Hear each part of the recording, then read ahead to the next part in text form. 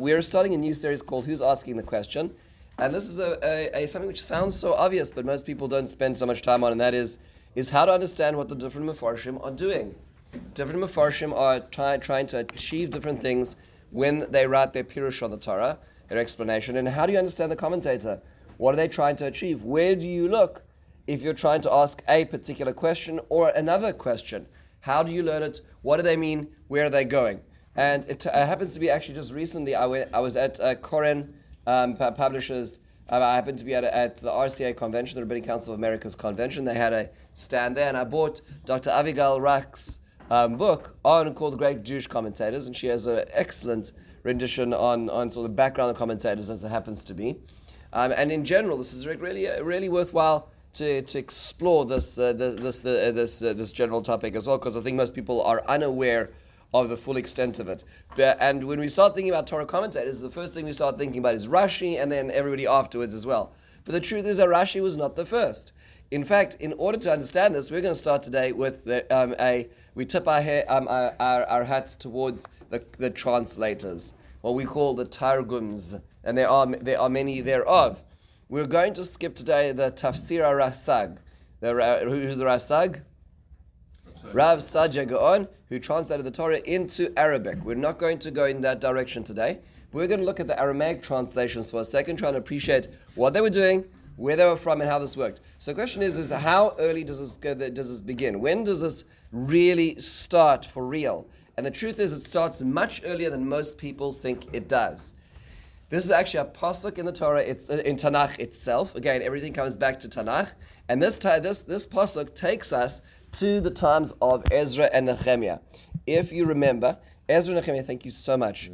Ezra is the spiritual leader of the Jewish people at the rebuilding the second Beis Hamikdash. He's in the second wave of Aliyah. The first wave sort of got entrenched and was and got waylaid in the building of the Beis Hamikdash. Ezra and Nehemiah come along.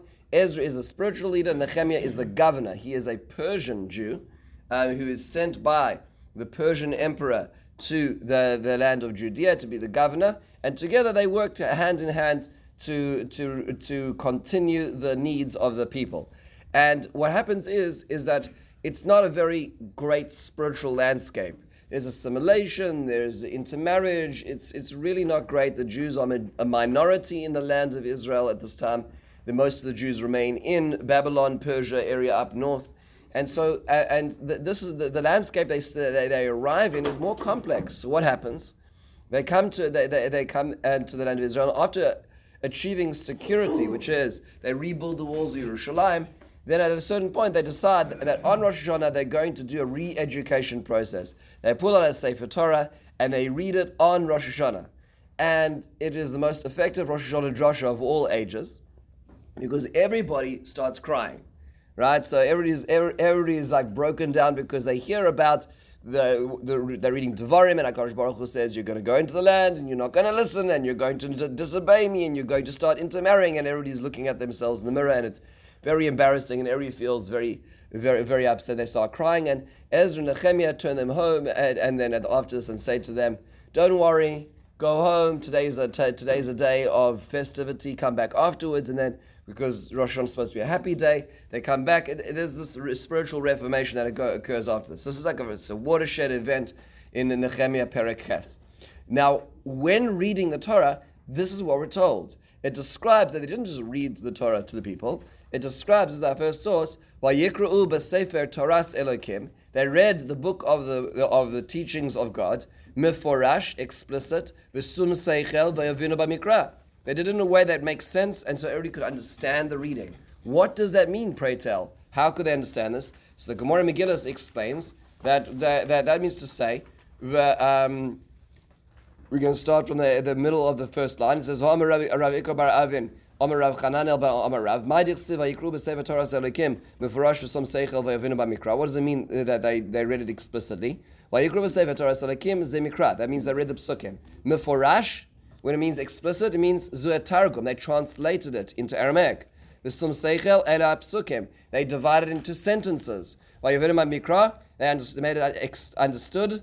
Ela Piskei Ta'amim, which means what we call today trap, which means cantillation.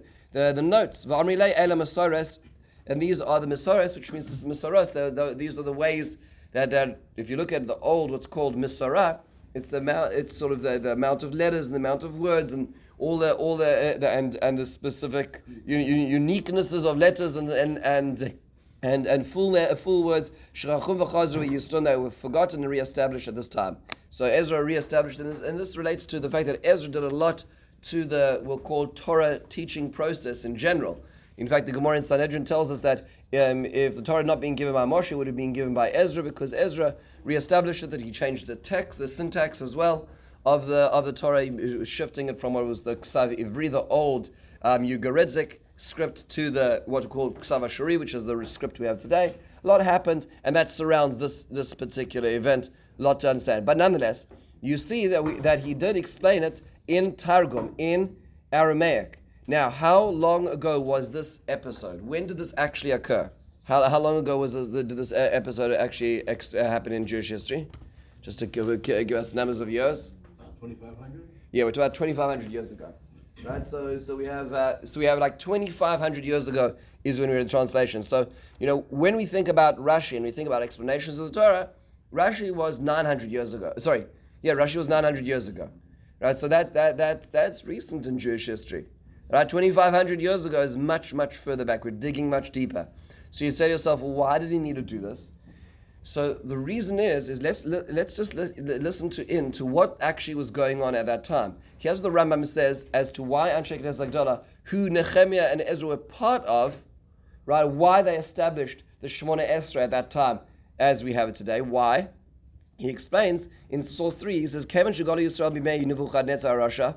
Once the nation of Israel were exiled in times of Nebuchadnezzar the Babylonian, Nis'arvu pe'efras v'yavon u'shari amos, they became interdispersed among the Persians and the Greeks later on and the other nations. V'noldu lohem bonim ba'artzos hagoyim v'oisom ha'bonim nisbalbelu svasam v'oisosafas kol echad ve'echad me'oreves miloshonos harbek.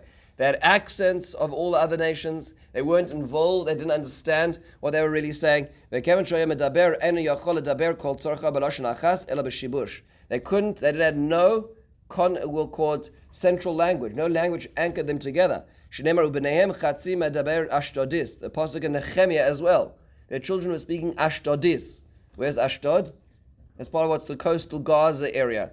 Right, so ve'enam makirim ledaber Yehudis kilashon am va'am. They couldn't even speak Yehudis. Yehudis means Hebrew. Right, so they weren't able to. They didn't have the natural anchor, and that's why he goes on to say, "Umibnei zeh kishaya echad mehem ispalel tiktzar leshona lishol chavatzov lo agid shevach HaKadosh Baruch Hu."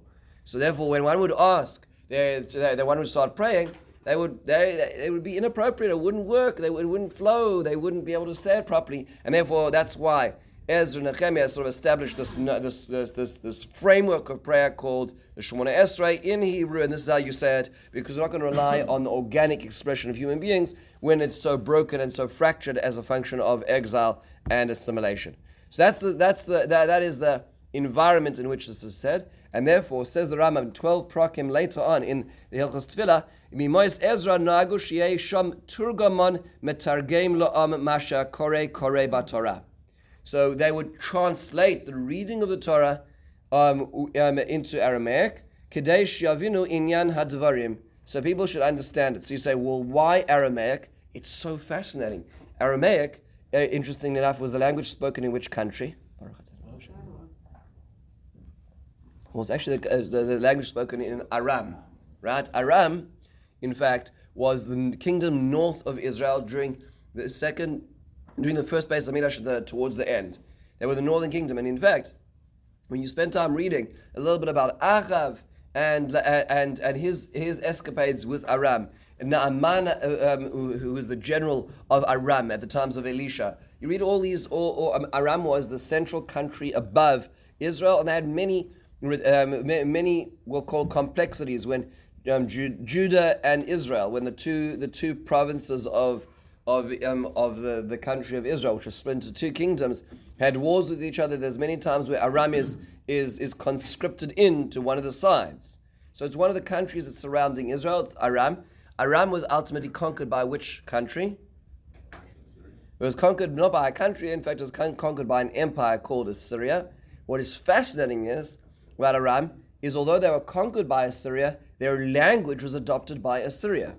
It's interesting. So in Ashur, they spoke Armenian, right? They spoke Aramaic. Perhaps it would be better, more true to it. So they spoke Aramaic.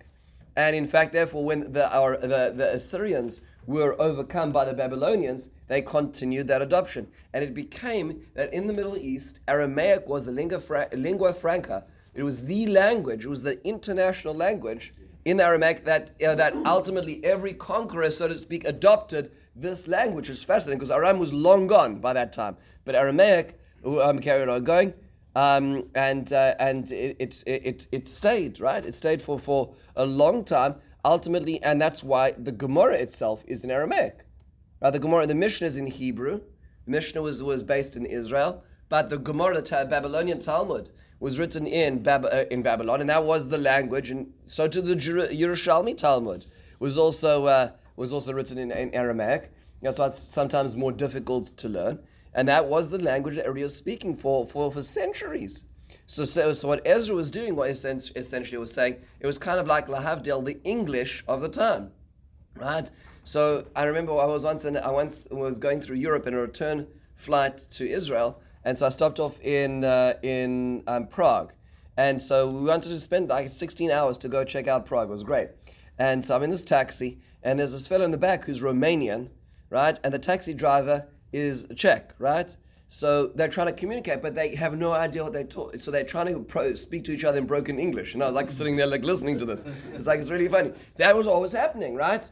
So you have some Jews are speaking Greek, some Jews are speak Babylonian and Median, and how they communicate with each other is through Aramaic, right? Aramaic becomes the touch point of communication. So when trying to explain the Torah, as opposed to trying to get divided into many multiple fractured languages, Aramaic becomes the language through which the Torah is understood. Okay, so that's why this is being translated this time. That's why Ezra uses this, speaking to a population who is deficient in their understanding of basic Judaism and basic Hebrew. That's why it's translated at such a time. So really, it's very important to appreciate this. And this also helps us understand a lot of the halachas that surround this as well. So for instance, we know that if anybody who learns the Mishnah and Megillah knows that there's a lot of halachas which surround Targum, right? The Targum as well. So for instance, there are certain parts of the Torah which are, rated a little more, sensitive, and they're not translated. So the Mishnah tells us, Ma'aseh Ruvain nikra v'lo mitargem. The whole episode of Ruvain, right? What's Ruvain doing? And the father of Yaakov, that pasuk's not translated. Ma'aseh Tamar nikra mitargem. But when it comes to Tamar and Yehuda, that is translated. Ma'aseh Egel Rishon nikra umitargem. Hasheni nikra v'lo mitargem. So the Mishnah goes through all these ideas because when you're dealing with the unwashed masses who don't always appreciate all the nuances of things, not everything, there's sensitive nature things, and it's not meant to be understood by people. Now remember, this is the Mishnah. The Mishnah is being redacted 700 years later, right? So the Mishnah is around the year 200 Common Era. That's 700 years after Ezra's already introduced this, and at that point in time, it seems to be that's common practice, right? They would read the Torah, and there's the halachas. How many psukim would you read in Hebrew before translating into Aramaic? And how loud the translator could be or couldn't be, right? That would be lower than the tone of the Torah. Now, if everybody complains about the length of our Torah readings, yeah, we should try with the translation as well. But that's the way it worked, right? So that would be how it worked, because the average person was not schooled and was not lettered, and they needed the translation to understand what was going on, right? Why did they remove points of it from the translation? I didn't understand that. Oh, because there's certain parts were more sensitive in nature, and perhaps had more of there was also more of could be misunderstood or Weren't they reading it for us? I mean, it was too sensitive for us to hear it, and that's. You're right. So if you go through the Mefarshim on this Mishnah, actually the Gemara itself goes on to this. There's certain more embarrassing parts about certain leaders, and so we sort of de-emphasize the focus on that. So the scholars would be we get that.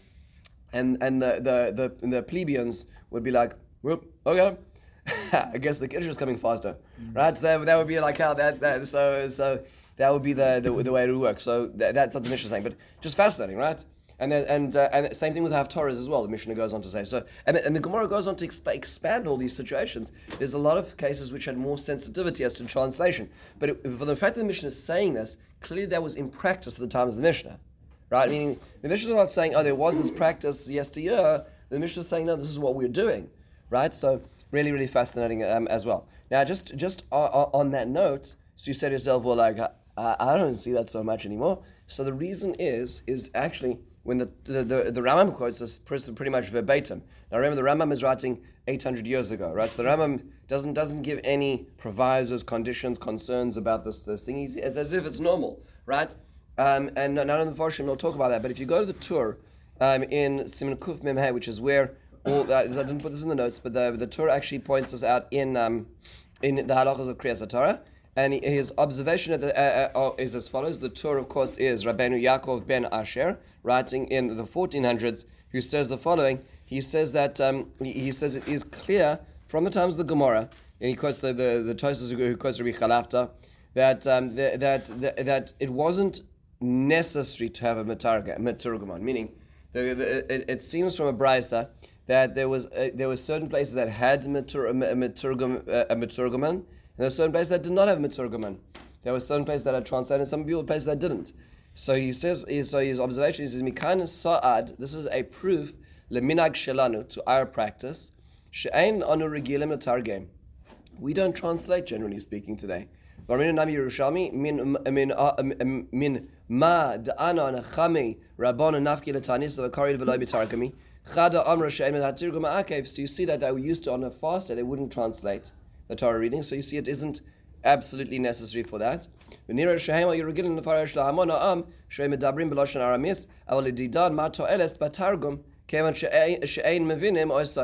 Today we no longer speak Aramaic, so it's not helpful anymore, it's more of a hindrance to understand it. So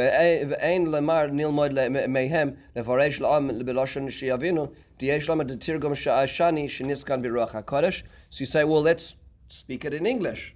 So he says it's not going to be helpful because English was not given in Lashon HaKodesh, and in fact, if you look at the Gemara in Nedarim Lamed Zayin, the Gemara tells us that pasuk in Ezra and Nehemiah was in fact said al pi Ruach HaKodesh, and in fact that takes us back to our first source, our second source which we read. The Gemara actually says who is the one who translated the Torah into Aramaic, well, who is the translator? The Gemara says, Targum show Torah unkulos hager amara. Just said about unkulos hager. The Gemara questions that by saying, wasn't it taught in the times of Ezra, which is much earlier? So the Gemara says, shechachum v'chazrum v'yistum. It was forgotten and it was reestablished by unkulos, which means to say that there was a deep tradition that goes back. In fact, so much so that the Gemara in Nedarim tells us it goes all the way back to Halach L'Moshe Sinai. There were certain ideas that were transmitted, the understanding of the Torah which was transmitted at Sinai, and ultimately were captured in the Targum, and so that had an element of Ruach HaKodesh to it. It had an element of divine inspiration. So for somebody just to get up there and translate the Torah into what they think it means is a gross devaluing of the Torah. So therefore, we don't go there to new languages. When it was Aramaic and it was instituted at a time where there was prophecy still around and they knew what they were doing, then that had value. Now we don't understand it, so it's our loss. Right? We're not going to retranslate it as well. We do find, Does that mean Unkelos had Ruach HaKodesh? Yes. So actually, the way that the Gemara is framing it is that Unkelos was reestablishing a forgotten tradition which did have Ruach HaKodesh. So he himself didn't, but he was able to resurrect it. Now there's a lot of questions surrounding that. We'll get there in a second. But I do want to note that there is we'll call it domesticated vestigial reminder of this, and that's what we call Shnai Mikra Ve'echad Targum. So the Shnai Mikra Ve'echad Targum is clearly a reflection of what was meant to be done in Shul, right? So in Shul, the Torah is being read and it's being translated, right? So then there became a practice on an annual cycle for people before they got to Shul to read and translate the Torah. Shnai Mikra Ve'echad Targum, and that would be, so to speak, the domesticated version of what would be going on in Shul. And in fact, that still is la halacha. It's in Siman Reish Pei Hey in the halachas of Shabbos that a person is supposed to do this. And over there, the discussion is Targum. is translation. So, and that translation is Aramaic. And if you go through it, it's actually discussed in Halacha. The Ber Halacha says, but what about today? Same question, where we don't understand Targum. Now, to be honest, it is a little bit of a push me, pull you, right? So meaning, I'm pretty fluent in Aramaic, but that's because I spent a lot of time learning the Targum and learning the Gemara, right? But that's because I spent the time. Now, when I go back to it, now I understand what he's saying and I can understand what he's teaching me, but that's because I spent all the time breaking my teeth on it for years. So it's a little bit of a push me, pull you, right? But there's a discussion in the Ber Halacha, and the Ber Halacha quotes Rabbi Neutral God, who says, well, listen, we don't understand Aramaic anymore. He says, but on the other hand, he says, so maybe we should just redo the Targum in a language we understand. And he says, but the problem is that it goes back to the idea that was just mentioned over here in the Torah, is that this Targum has a deeper and more illustrious history, which is rooted perhaps in Ruach HaKodesh, so it is more valuable to be learning the Targum more than anything else. However, there are Achronim, there are Ber Halacha acknowledges them, and there are many today who suggest that, let's say you want to use the Stone Edition in Chumash, which is a translation which is rooted in tradition, that could certainly suffice for Shlai Mikra Targum. Any translation, not necessarily, because there's a lot of academics who wrote translations, and that's very nice, and they're wonderful and brilliant minds, but they certainly were not rooted in tradition. And so therefore their translations are interpretations, and many times translations are misinterpretations or limited interpretations. So one has to be careful about that. The Stone Edition happens to be is that generally speaking, if you read their introduction, it's based on Rashi, right? Rashi is based on Midrash, and so therefore that would be, so to speak, fall more into the milieu of the Targum. We'll see why in just a second. Now, who translated it? It sounds like the translation of the Torah was done by Onkelos, which is obviously it's funny because if Ezra's doing a Targum, Onkelos wasn't around that time, right? So Onkelos is like much, much later. So clearly it wasn't called Targum Onkelos at the time. It was some Aramaic translation. It sounds like Onkelos is where he's found the manuscripts, or he had some divine inspiration to rediscover it. Something that is going on. But the Gemara tells us in Megillah, Gimel Amud Aleph in source 5, Amar Rabbi Yirmiyah v'Itam Rabbi Chia bar Abba, Targum shel Torah Onkelos Ager Amaro mipi Rabbi Eliezer Rabbi Yeshua. So he had a tradition from Rabbi Eliezer and Yeshua. And Targum Shel Neviim, Yonasan ben Uzziel Amara mipi Chagai Zachariah Malach. In his tradition came from the last of the prophets. Minis Dazeh Eretz Yisrael Arba Mias Parsa Arba Mias Parsa. And when he translated the Nevi'im, the land, so there was an earthquake, a spiritual earthquake, it sounds like, because of his translation. Yatsa Baskol v'Amra, and a divine voice that was emitted, which said, "Mi hu zeh shegila sisarai livnei adam," who revealed my secrets to humanity. Amad Yonasan ben Uzziel Aragla v'Amar. Yonasan ben Uzziel stands up and says, "Ani hu shegilis sisarecha livnei adam." I'm the one who did this. Kol of yodel lefanecha shalai lichvoid asisi ulo lichvoid beis abba elo lichvoid cha asisi shalai yirbu machlekes b'Yisrael. I did it not for my own honor, but for the honor of your honor, and I did it so that people would not have arguments. And he wanted to translate and reveal the tradition as to what the scriptures mean. Don't, that's enough. That's enough. Yonasan ben Uzziel. Back down from that. There's no more need. So the Gemara says, why? My time mishum de isbei kates Mashiach. Because there's the end of because you start reading in Daniel and the scriptures and there's stuff there that really relates to the end. It's very vague business over there. It's interesting. I was actually just reading Antiquities yesterday. And Josephus writes that Antiquities of the Jews. He talks about as Alexander the Macedonian arrives in the land of Israel, and the Jews are anxious to curry favor in the face of the new power in the east. Now, no longer Persia, but now Greece. So one of the things they do is they whip out the Sefer Daniel, and they show it to Alexander, and they say, you see, the Greeks are destroyed by the Persians in our prophecies. And that made him very happy, because he said, that must have been me, right? Anyway, that was one of the things. So, but Daniel, the book of Daniel has a lot of stuff there, right? There's a lot of things, so don't translate that, because it's very vague and, easy to be misinterpreted. It was actually itself, by the way, in Aramaic itself. So clearly, Yonasan ben Uzziel is doing more than just the language, right? Which is what we'll see in a second as well. Now, by the way, who came earlier, Onkelos or Yonasan ben Uzziel? Yonasan ben Uzziel, because Yonasan ben Uzziel was a Talmud of Hillel. Hillel was at the time of the Beis Hamikdash, On Onkelos Ager is a Talmud of Rabbi Yeshua and Rabbi Eliezer. Rabbi Eliezer Gadol is after the destruction of the Beis Hamikdash as well. So just a 2-generation gap. So Onkelos actually comes later in terms of the timing. Notice over here, by the way, that the Gemara does not say. The Gemara does not tell us that Yonatan ben Uziel wrote a Pirush on the Torah, right? He was a translator of the Nevi'im, and the one who translated the Torah was Onkelos Ager. Who was Onkelos? This is a very famous story. It appears in the Gemara in Avodah Zarah, Daf Yud Aleph. The Gemara tells us about Onkelos bar Klonimos, and he was some Roman dignitary. He converted to Judaism, and we hear this whole story. Is the very famous story about how Titus sent a group of soldiers to go convert him, to bring him back, and then he was able to prevail upon them about the beauty of Judaism, and then then they converted, and he sent another legion, and he prevailed upon them, and very, very beautiful arguments you can see in the Gemara Avodah Zarah that he brings to all of them. Very fascinating. Obviously, a very charismatic, very, very knowledgeable individual as well. It is interesting to note that there are, academically speaking, hesitations as to who actually did the translation. When Onkelos actually lived. So for instance, there's an essay by Dr. Israel Drazen, who writes in this. It's published on the Sfarim blog. Who points out that there are. It's a long essay. But he points out that there are 698 similarities between Onkelos' translation and many of the Midrashei Halacha.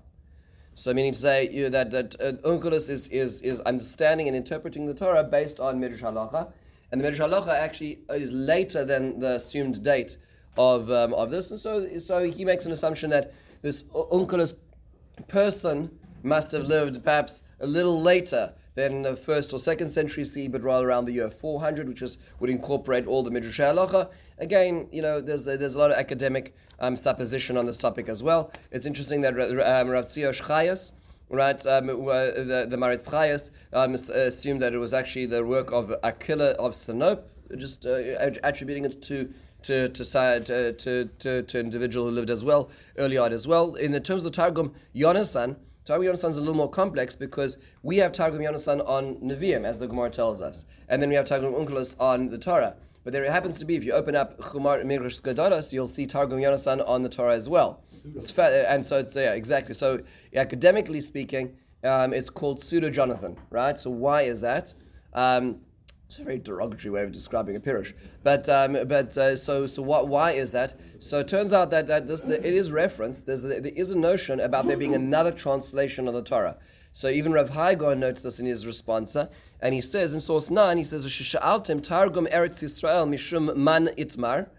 He says, I know there's a translation from Israel. Who said it? Upirusha de'is bekatnus legados my havi alasa. Ein anu yodim Targum Eretz Yisrael mi amorai, v'af ein anu yodim oisoi gufoi v'loi shamanu mimenu ela ma'at. So Rav Haigon is speaking in Babylonia. Says, I haven't really had not so much access to it. I've seen snippets of it, but I don't really know who it is. But there clearly is this, what he calls a Targum Eretz Yisrael. And it's interesting that Targum Onkelos becomes known as the Babylonian translation, and the Targum Eretz Yisrael becomes this Jerusalem Targum, which is referred to as well. In fact, it's so respected and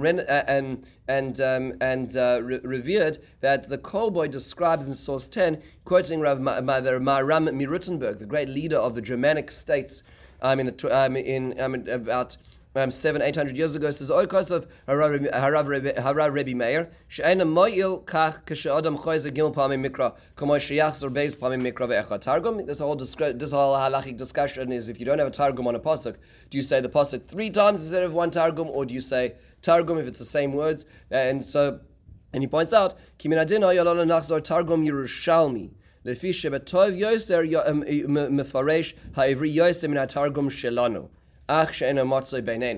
says, we don't have access to the Jerusalem translation, right? The one that comes from Israel. It is actually more explicit and a better translation than our translation referring to Targum Onkelos, but we don't have it. It's not extant, right? And so it doesn't seem to be that they have access to it in Europe. There's this Jerusalem translation, and that's what seems to be what we have is Targum Yonasan ben Uziel. Later on, it became known as Targum Yonasan ben Uziel. Some would say it's a scribal error. This is where it comes from, is because the way it's usually quoted is Taf Yud with an apostrophe, and that is probably referring to Targum Yerushalmi, the Jerusalem translation, and some became to interpret it as Targum Yonasan as a function of that, which is why the scholars will say it's pseudo Jonathan. It's really not Jonathan ben Uziel.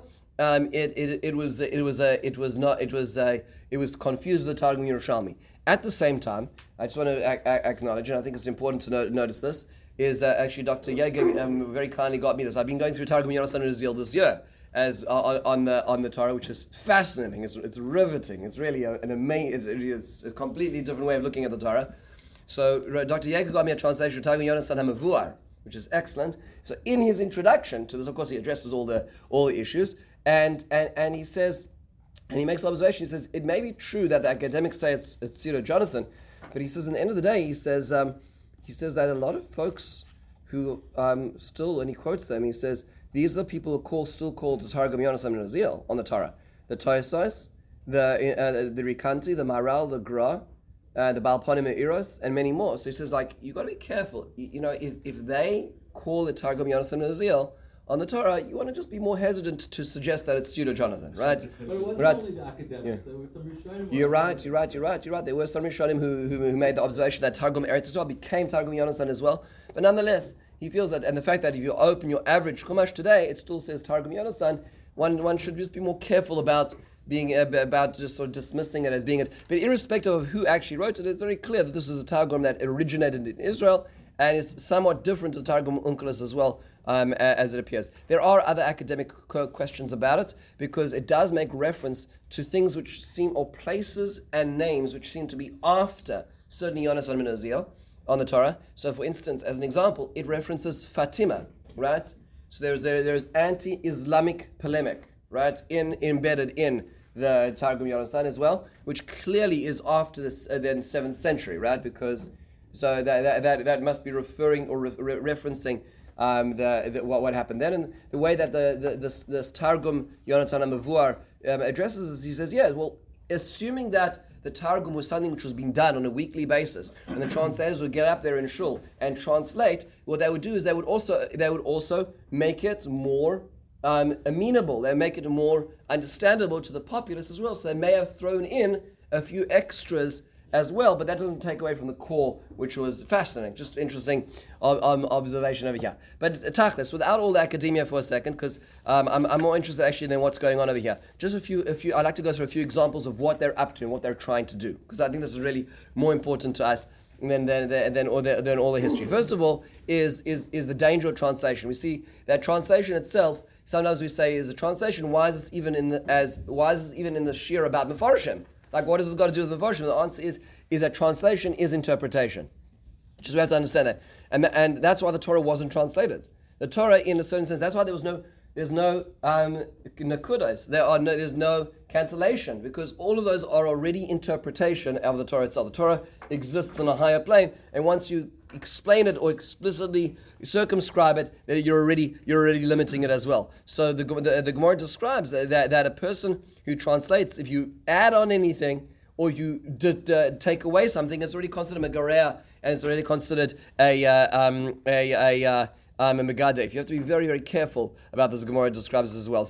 In terms of wordplay, once you start translating, you lose wordplay. For instance, when Hashem says that He describes that the woman is called woman, He says Isha. Why? Kimi ish lo kachazois. Right. So clearly, the Torah in Hebrew is telling us the word ish and isha are related to each other. Right.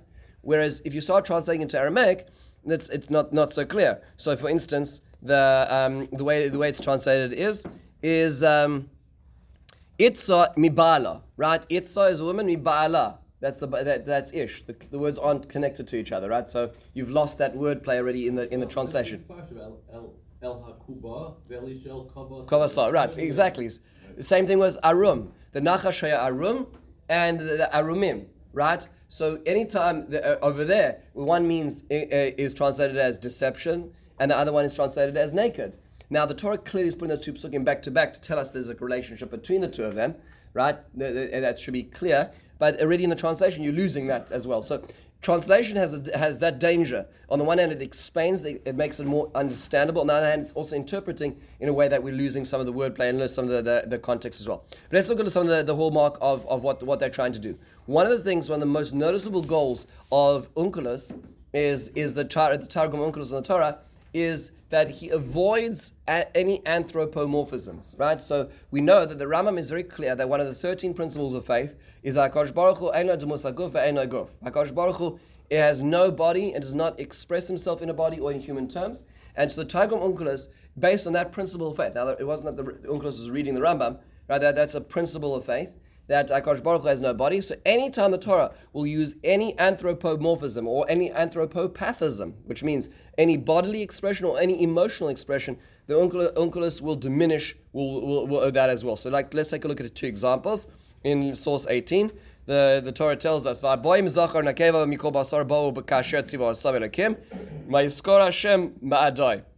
Baruch Hu closed it. What are we referring to?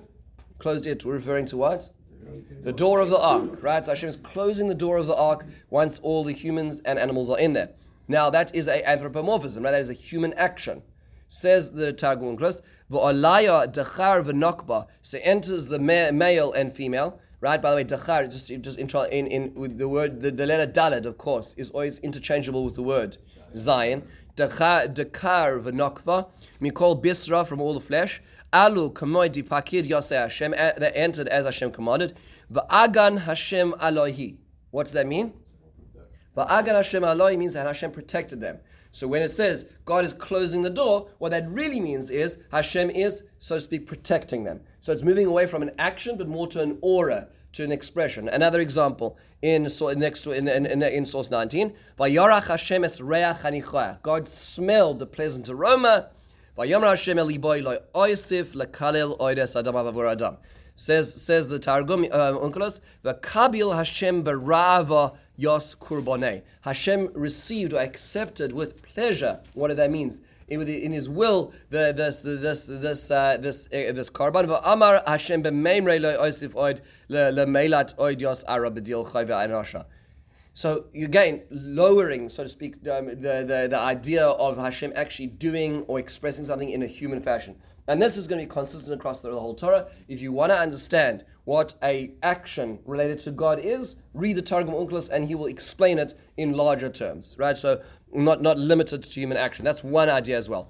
Other parts of the Targum is that there's something poetic. He'll explain what the poetry is as well. So for instance, in source 20, this is the brachas of Yaakov Avinu to Yehuda. He's tying this donkey to the vine. Right? So what is this referring to?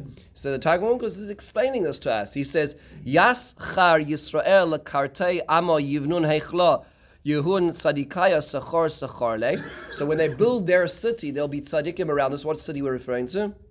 Jerusalem, which is where Yehuda is going to be the place for this. And they're going to be learning and teaching Torah with them. And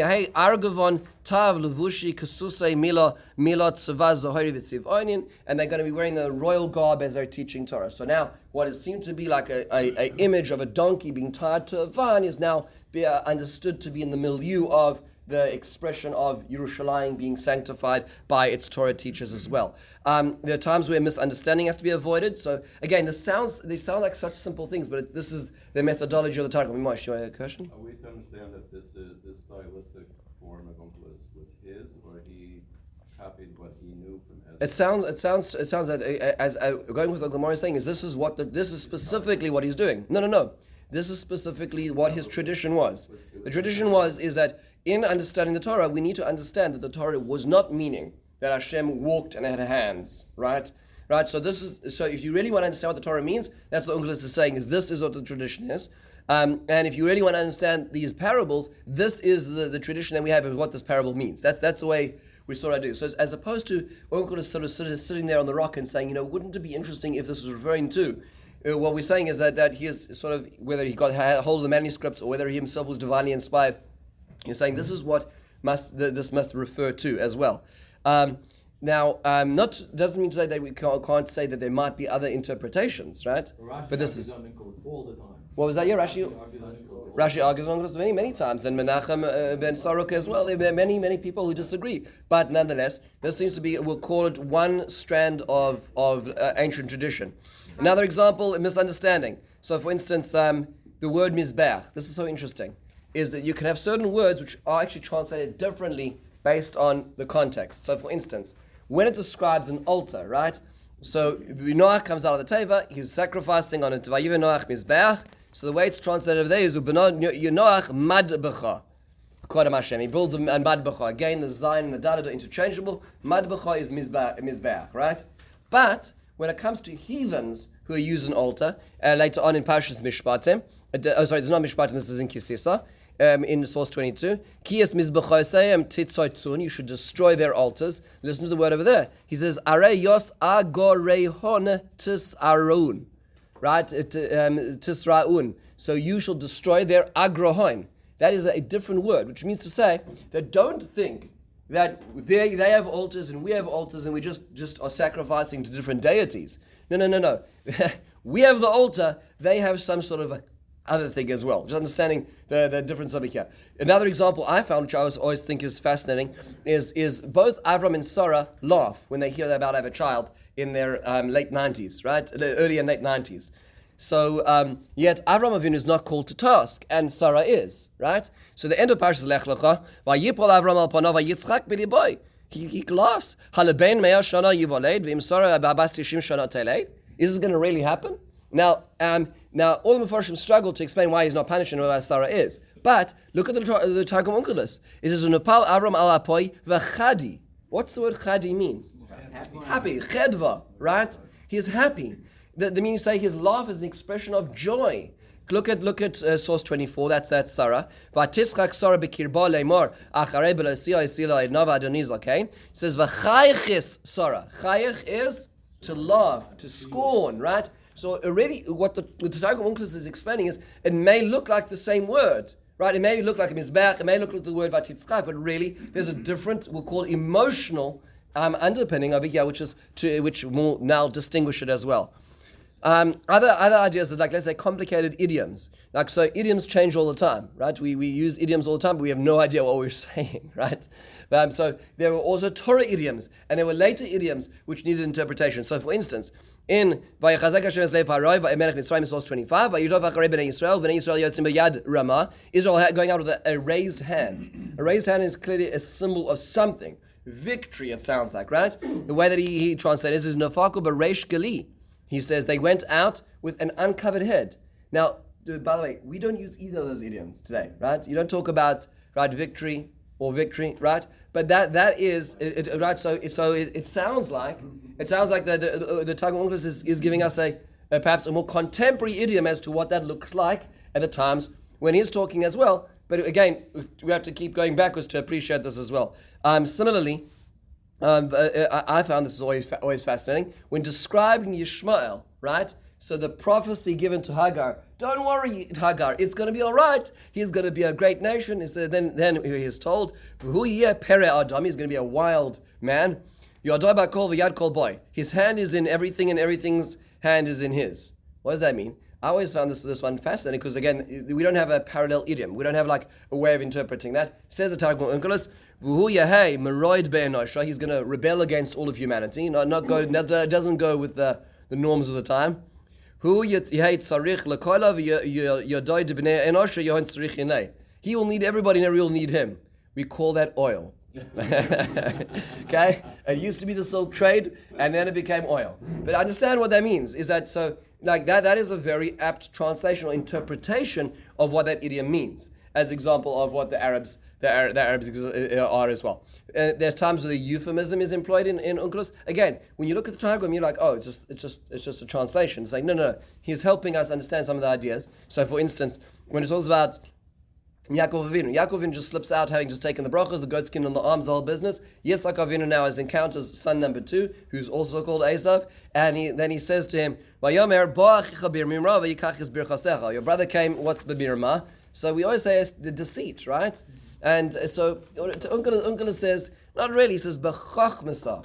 Chachmasa is cunning, right? That's what we call a euphemism over here, right? So he euphemizes what's going on over here, whether that means to say that the ends justify the means, or because of the nevuah of Rivka, whatever it is, the point is don't misinterpret it as this is backhanded and cheating as well in this particular case. This was well-founded, even though the methods employed were complicated. Similarly as well, it follows Targum Onkelos, and this is what Dr. Drazen was referring to, will incorporate Midrash Halacha many times. So Midrash Halacha is the way that, let's say, the Sifrei, the Sifra, the Mechilta will interpret a pasuk. So for instance, Shofech dam ha'adam ba'adam damo yishofech, which by the way is a chiasm, right? So a person who spills blood in blood of a person in a person, their blood will be spilt. And the Onkelos translated is the Yishod dama de'anash, a person will spill the blood of a person, besadin, with witnesses, al meimar dalanaya demei yishtabar yishtad.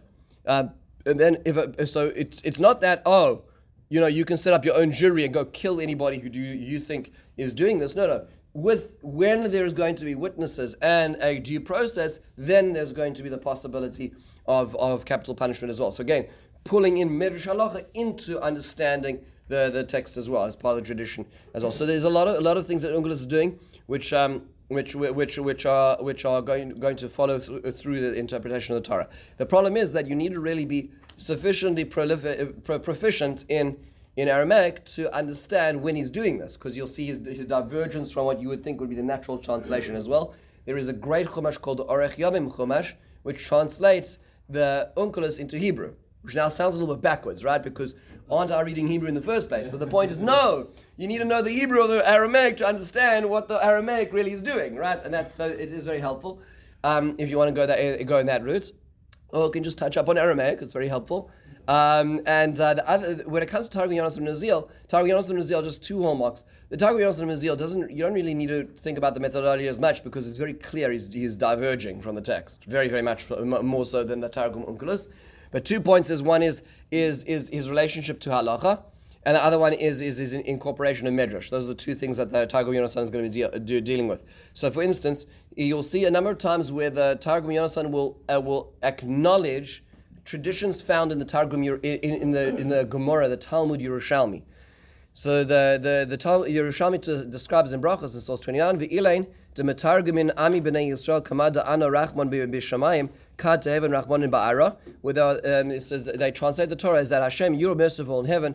You be merciful upon the land. Torasa do erechela yasav yaspera loy tiskun tarveon b'yom achad loy avdun tavos shein oisim midos shel Hakadosh Baruch Hu rachamim. So when interpreting the mitzvah of oisav espenoi, which is not shechting a mother and a son we're called a mother animal and the child animal in the same day, and interpreting this as a expression of rachmim, the Gemara says loy avdin tavaus. This is in the Gemara in Brachos, which is describing that Mishnah where it says Ad kan tzipor yagir rachamecha. There's certain things that you're not allowed to attribute to Hashem that you're limiting to rachamim.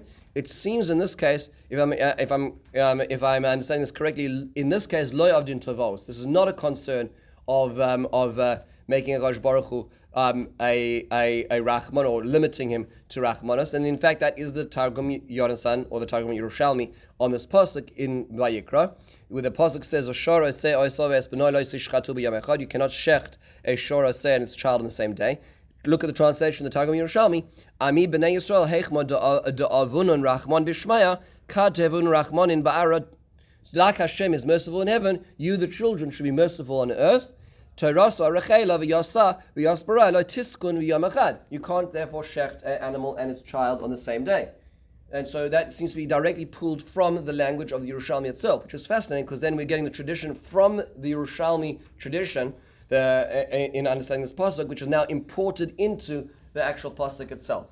And the most famously, Targum Yonasan, the most famous we'll call divergence or expansion that Targum Yonasan does is to incorporate medrash into the psukim. And he does this prolifically, and you can sort of read what seems to be a very simple pasuk, and you'll have paragraphs, literally paragraphs of the Targum Yonasan, and it's really, really fascinating to trace this. Two examples, very, very simple examples. It describes Vayoel Moshe lasheves es ha'ish.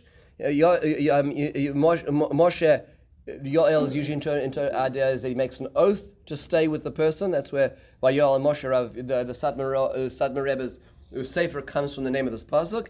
He says Vayitenes Tzipora b'toy leMoshe, and he gives his daughter Tzipora to Moshe.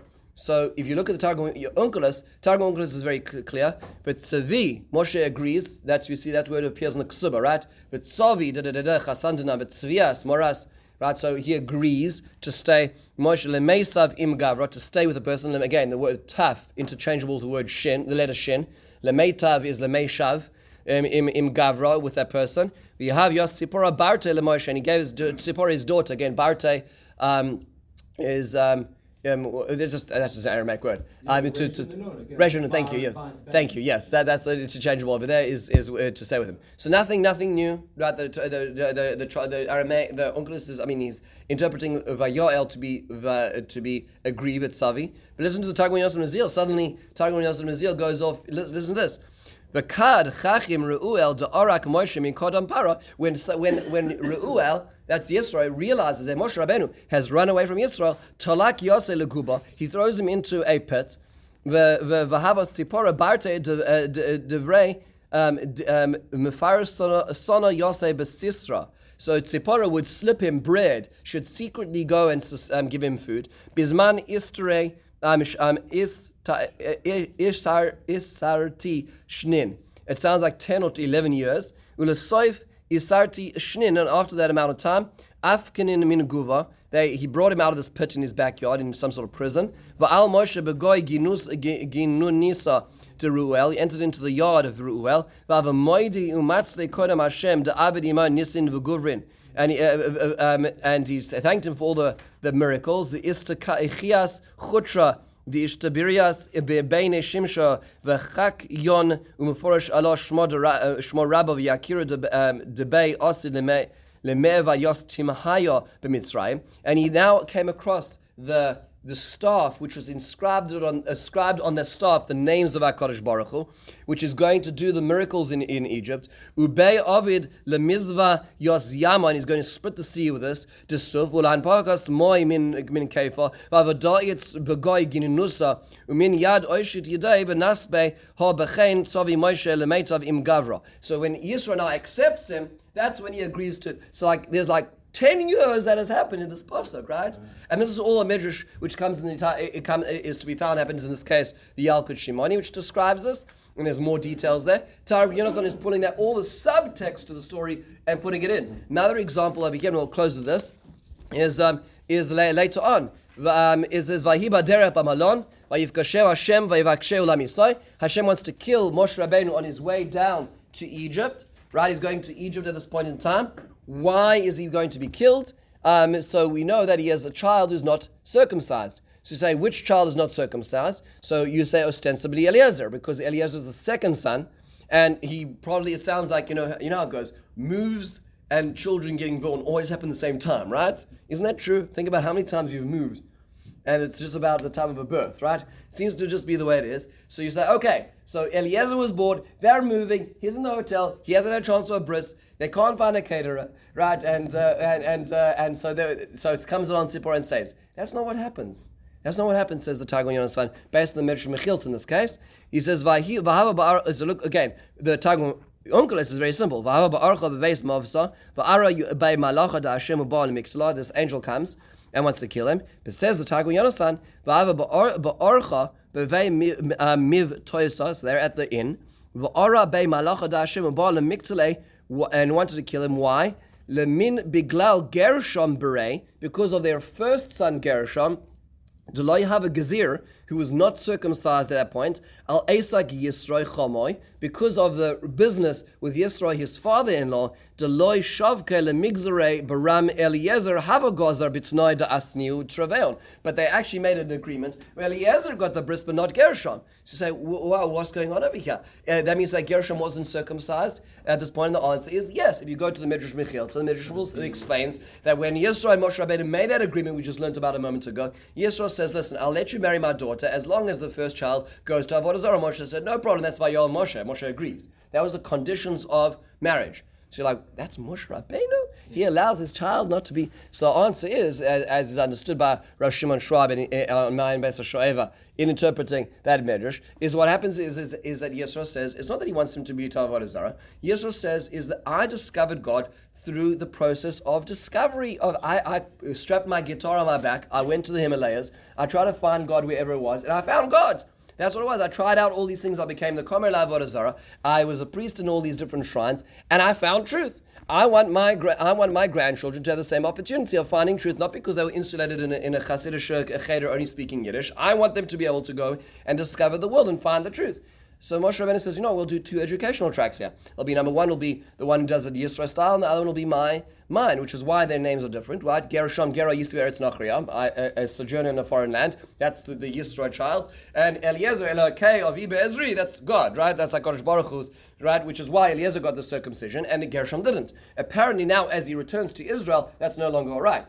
Right, so as he's on his way back, that's when the malach comes and Sipporah needs to take action as well. But you would have never have interpreted, you never understood that if you didn't have the augmenting of the medrash, the subtext of what's going on, all incorporated into the Targum Yonasan as well. So Targum Yonasan is not only doing what the Targum Onkelos is doing, what he's doing is he's incorporating into it the milieu of hundreds of midrashim which are now found and as understood as the subtext of the story, which is really, really fascinating. Notice, by the way, at this point in time, we're not now encountering a medrash. We're not interpreting an interpretation of the text al pi pshat, right? So the midrash are not trying to say what was intent over here. What do I think this means? This is simply we'll call rendition of tradition as incorporated into it. When we want to get to the realm of pshat, we're going to now move hundreds of years forward, Be'ezras Hashem, and start moving into the early Rishonim, and that's going to be the next stage of our learning together. Really, really fascinating. Thank you for taking the time. I hope it's going to be a meaningful experience.